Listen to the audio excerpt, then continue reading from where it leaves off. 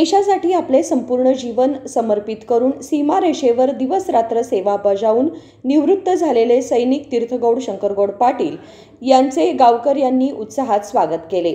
बेळगाव तालुक्यातील अवरादी गावातील गुरुजन, युवक मित्र आणि शाळेतील मुले 17 वर्षे देशासाठी आपल्या जीवनाचे बलिदान देऊन सीमारेषेवर सेवा बजावून निवृत्त झालेले सैनिक तीर्थगौड शंकरगौड पाटील यांचे मोठ्या उत्साहात स्वागत केले। ग्रामस्थांनी मिळून तीर्थगौड शंकरगौड पाटील आणि त्यांच्या पत्नीचा सत्कार केला।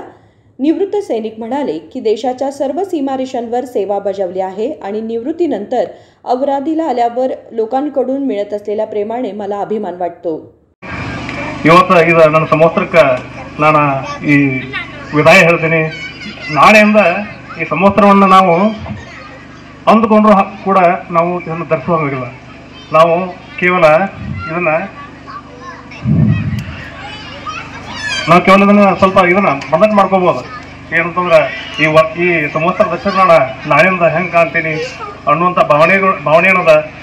PSI प्रवीण गंगोळ यांनी सांगितले की सैनिक केवळ सीमांचे रक्षण करत नाही तर नैसर्गिक आपत्तीच्या वेळीही निस्वार्थपणे सेवा देतात।